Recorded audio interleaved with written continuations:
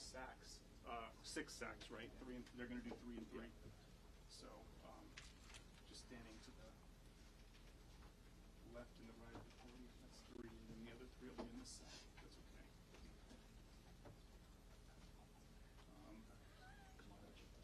Wow. Excuse me, sir. Excuse me. Wow. They're going to need to come to here.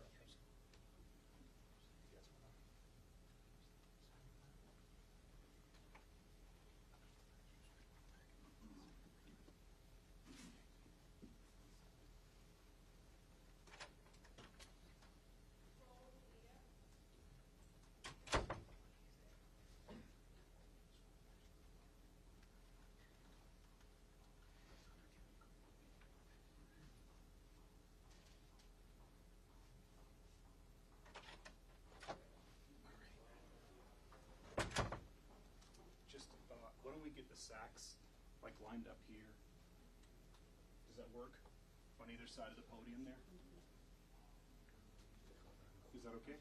Yeah, sure. Whatever you want, sir. Yeah, that's we're offset now, right? Is it 4 and 2 or 4 and 3? That works. Okay. 1 second. I'm sorry. All right.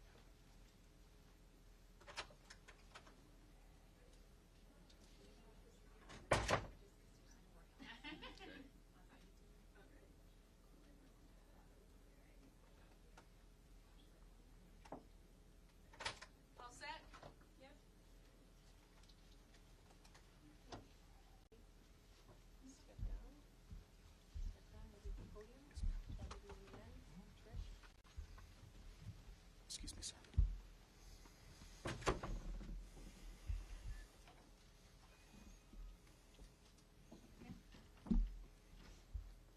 Good morning. Thank you, everybody, for coming. My name is James Covington. I am the Regional Communications Director for ICE Northeast.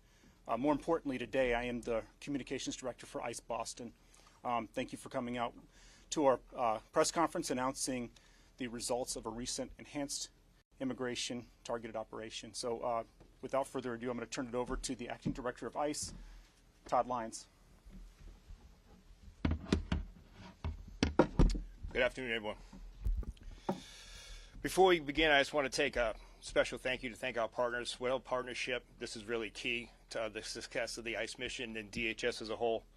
To U.S. Attorney Leah Foley, the Boston Field Office Director Patricia Hyde, Special Agent in Charge Michael Crow, Mike Manning, Customs and Protection, Boston, Scott Reed of the ATF, Matt O'Brien at Diplomatic Security Service, Stephen Bello, DEA, Brian Keyes, U.S. Marshals, and the men and women of the U.S. Border Patrol that are with us every day.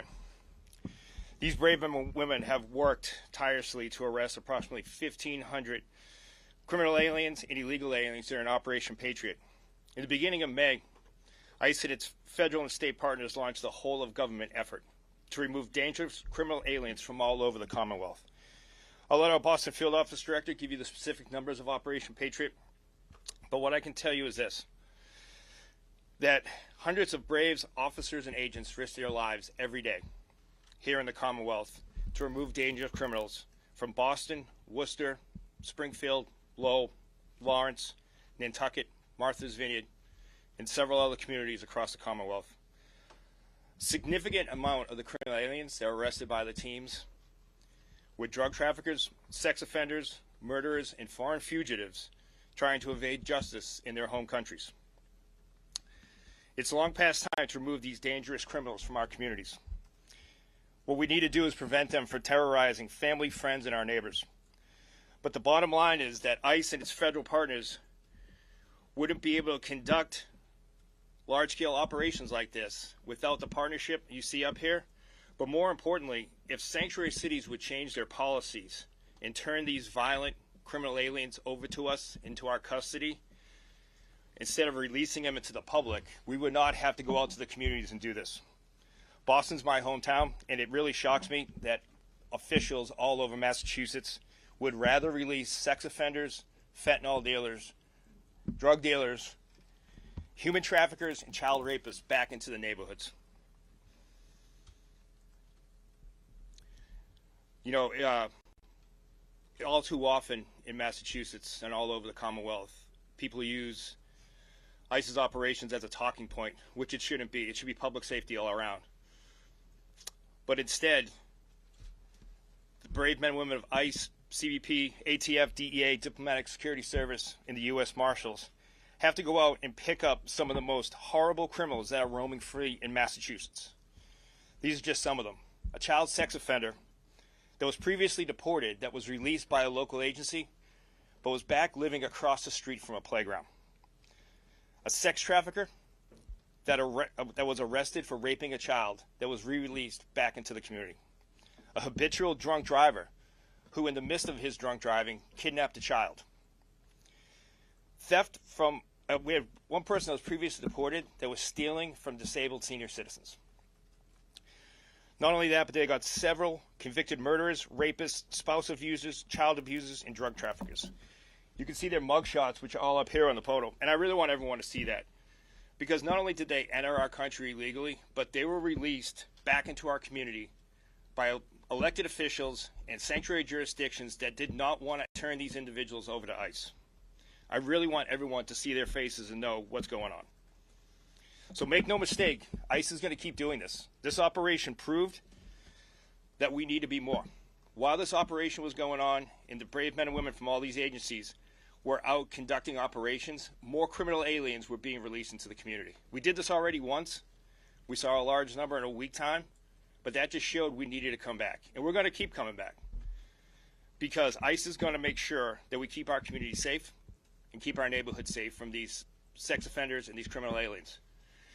But not only are we going to keep the community safe, my goal is to keep my officers and agents and also the criminal aliens safe, because we'd rather arrest them in a local jurisdiction where it only takes 2 officers or agents and they can turn them over to us in a safe environment, rather than us going back out into the community and then these criminal aliens be released back in our neighborhoods. So with that, I'll turn it over to U.S. Attorney Leah Foley. Thank you. Good morning, and thank you for being here. As you know, the top priority of the U.S. Attorney's Office has been and will remain protecting the citizens of Massachusetts, and this month-long enforcement surge led by ICE has made our communities safer. Since January 20th, our office has charged well over 50 foreign nationals who unlawfully re-entered our country after being deported. This includes 15 individuals charged in the last month alone. These individuals violated our immigration laws when they entered the United States unlawfully, often multiple times. Some went on to commit serious crimes. Those arrested included individuals who pumped deadly narcotics into our neighborhoods, trafficked firearms for transnational criminal organizations, defrauded the government benefit programs, and in some cases preyed on vulnerable children. These are defendants who didn't simply cross a border, they crossed a line and jeopardized the safety of Massachusetts communities. When someone who is here illegally chooses to engage in crime, when they bring fentanyl into our neighborhoods, sell firearms to gangs, or assume false identities to collect benefits intended for vulnerable Americans, these are not immigrants. They are criminals, and they will be treated as such. This is about public safety, plain and simple. Our job is to protect the public, to prevent harm, and to uphold the rule of law. My office will continue to prioritize the prosecution of individuals who are in this country unlawfully and those who pose a threat to our community. Just as I said when I first became U.S. Attorney, if you threaten the safety of our residents, we will find you. We will hold you accountable, and when appropriate, we will remove you from this country. This is the land of opportunity, not the land for opportunists. Enough is enough. When we will hold you accountable for when you commit crimes in this jurisdiction. My office will continue to support and work with ICE to bring charges against those who come here illegally and commit crimes. Equally as important, I also want to add that we will not tolerate anyone who impedes or obstructs ICE operations. What I have seen on the news and in social media is concerning, to say the least. Agents' safety is paramount, and it is a felony to threaten or assault a federal agent. I want to be clear about that. No one is above the law. This is non-negotiable. The law in this area is clear, and I will not sit idly by and watch federal agents being threatened.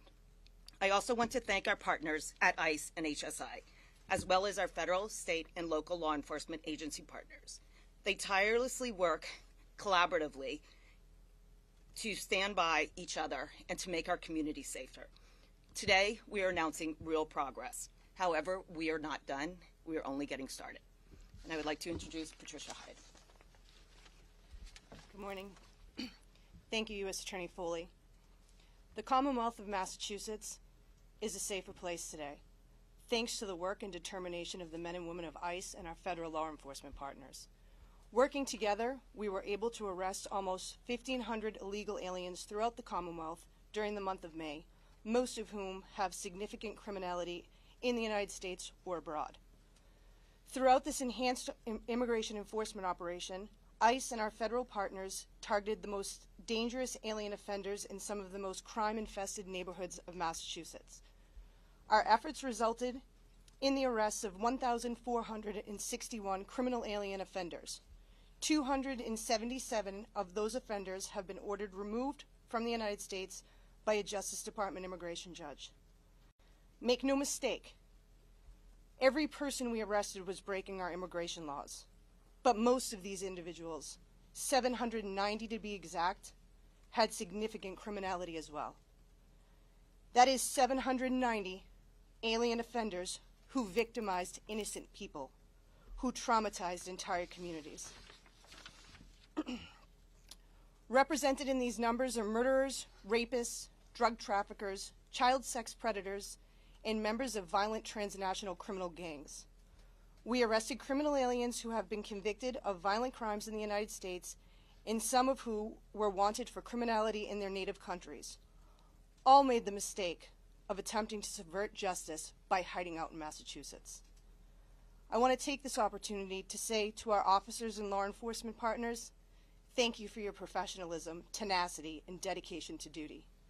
To the residents of our Massachusetts communities, today your streets are a little safer. To the victims of these alien offenders, know that today you will not be mistreated by your attackers. To any criminal alien offenders victimizing Massachusetts residents, ICE is not going away. We are coming for you. While removing these individuals is extremely gratifying, we still have a lot of work to do. While we covet a mutually beneficial cooperative relationship with our state and local partners, we will work around them when it becomes necessary to ensure the safety and security of Massachusetts. ICE and our federal law enforcement partners remain committed to protecting our communities and prioritizing the well-being of our public by locating, arresting, and removing criminal alien offenders and making our New England communities a safer place to live. Now, Special Agent in Charge, Homeland Security Investigations. Thank you. Good morning, I think it is. My sincere thanks to Director Lyons, U.S. Attorney Foley, and all of our partners with whom I stand shoulder to shoulder with every day to ensure the safety and security of our communities. ICRO, CBP, U.S. Coast Guard, ATF, DEA, DSS, FBI, U.S. Marshal Service, the IRS, U.S. Attorney's Office, and many others. Today, as we announce the arrest of nearly 1,500 illegal aliens over the last 30 days, I want to reiterate, this is not a victory lap. Today is a collective reaffirmation of our commitment to ensuring the public safety and national security of our communities. With each agency bringing unique authorities and expertise, HSI special agents will continue a whole-of-government approach to take the fight to transnational criminal actors and organizations who poison our communities, who exploit and victimize our children, who defraud our citizens and government systems, who illegally harbor and employ aliens, who perpetrate violence, and all of those who choose to ignore the rule of law. It should be no secret by now that you will continue to see all of our special agents and officers in your communities conducting daily enforcement actions 24/7. I caution those who try to impede or obstruct operations, or those who dare to threaten or assault our law enforcement officers. We have been and will continue to be working with the U.S. Our job is to uphold the Constitution, and that's exactly what we're doing.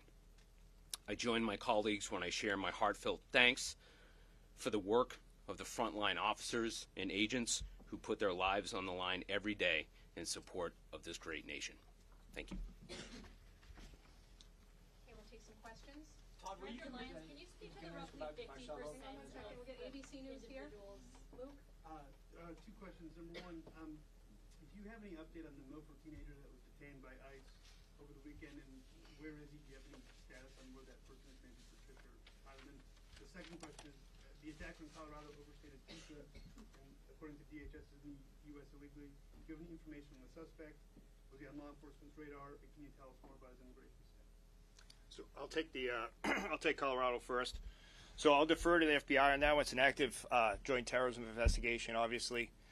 Still in the early stages that ICE was able to identify that he had overstayed his visa. While he did have a work authorization permit, it was expired. So with that, I will say that there are millions of individuals like this that we are attempting to locate from the past administration that weren't properly screened that were allowed in. I will tell you that's a huge effort for ICE right now. In regards to this gentleman, I can't give you any intel as far as it's a joint terrorism task force investigation, and more will be coming out, but I'll defer to my partners in the FBI for that one. Wait, what about Marcelo Gomes Silva over the weekend? In regard to Marcelo Gomes, he remains in ICE custody. He was not the target of the investigation, but like we have repeatedly said, sanctuary policies put us in a position to go out into communities and look for people. When jurisdictions don't cooperate with ICE and we don't arrest people in custodial arrests, then we must go out into the community. And when we go out into the community and we find others who are unlawfully here, we are going to arrest them. We've been completely transparent with that. He's 18 years old. He's unlawfully in this country. And unfortunately, we had to go to Milford to look for someone else, and we came across him, and he was arrested. That's where that stands. You're looking for someone dangerous and violent? Well, I'll take that one. So we're looking for his father. So obviously he's the father of the year because brought his son up here illegally as well. And yes, we had intelligence from a local law enforcement agency. We were looking for the father. And like Field Officer Director High said, they made a traffic stop on that vehicle, which was the father's vehicle. He was driving that vehicle. But like any local law enforcement officer, if you encounter someone that has a warrant, or like I said, is here illegally, we will take action on that. We're doing the job that ICE should have been doing all along, and that we enforce all immigration laws. What's the What danger is on his dangerous? father? What is What's the dangerous danger on his about a father? high school junior? He was about to play in the graduation ceremony, play in the band the next day. I guess what is the danger of the 18-year-old to that community? So I'll put it back on you. What about an 18-year-old who's just stopped for a traffic violation by Mass State Police, who's wanted to be a habitual traffic offender on his way to graduation? Would you be asking that same question to the Mass State Police for not arresting him? Like, I didn't say he was dangerous.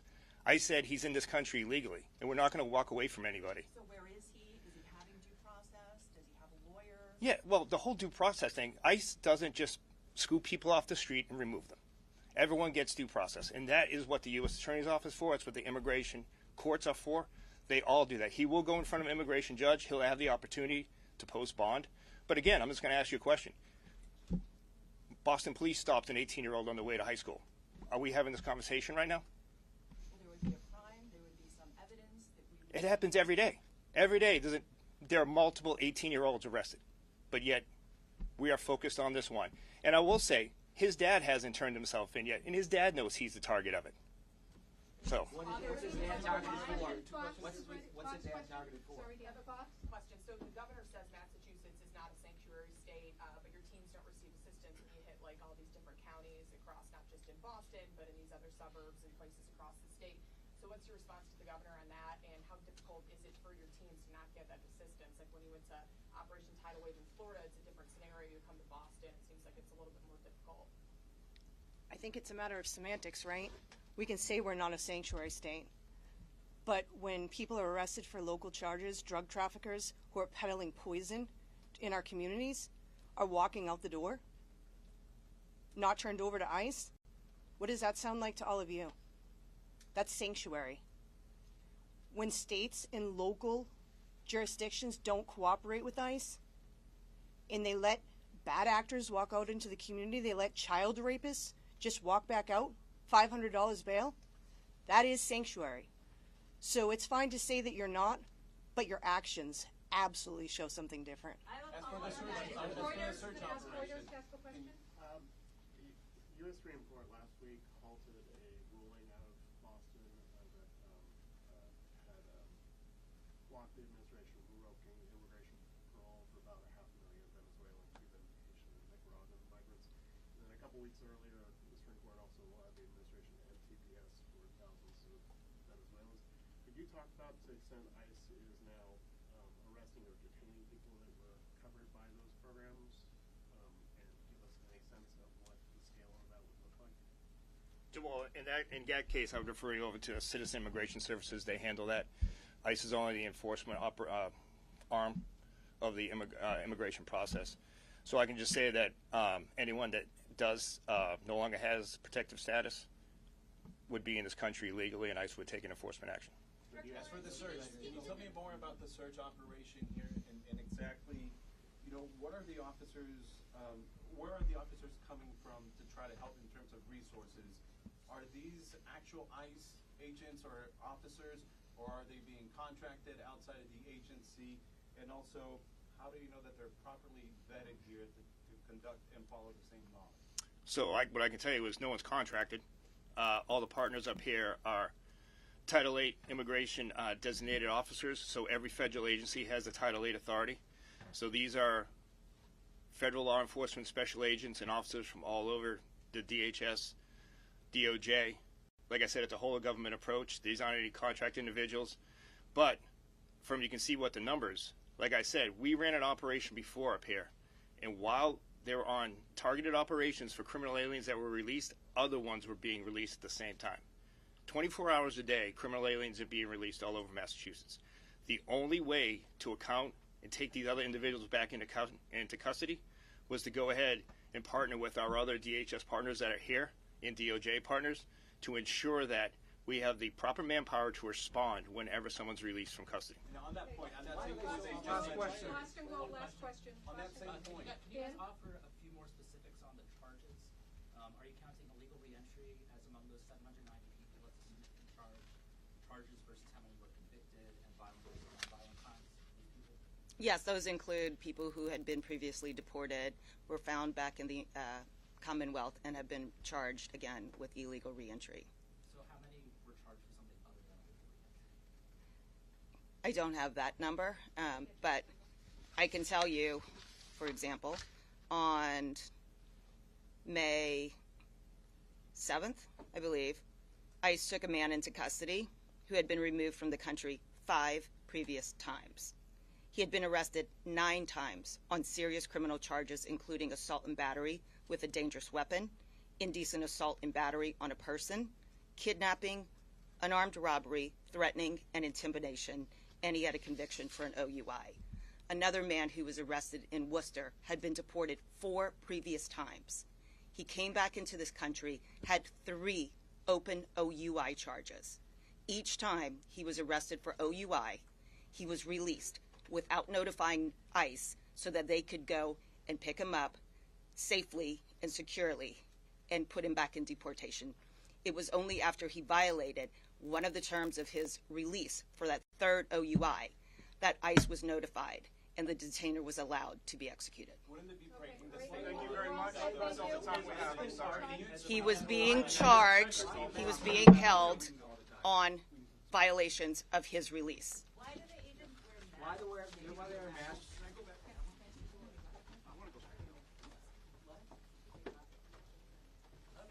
And also, what do you say when there's people who are bail facing more than 10 years behind bars who are allowed to go home free? So, hang on.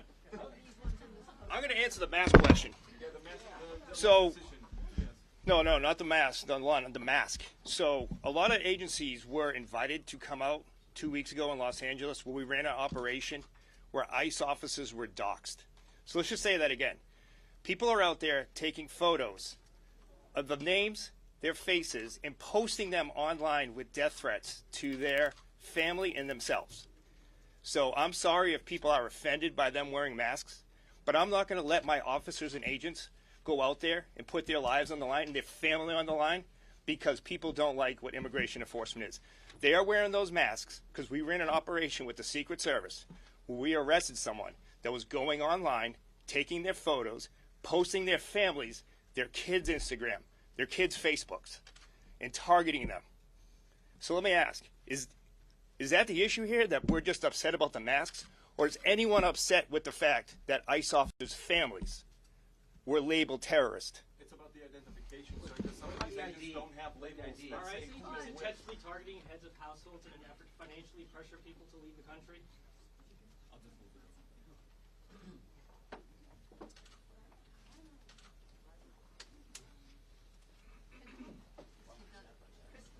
Yeah, will you give us left to right, like who these people are? Yep. Christina, are you able to explain? Yeah. Hang on one second, I just want to make sure, like, actual people are going in my office. All right, thank you guys. I'm sorry. Attorney Foley just talked about some cases. Yep.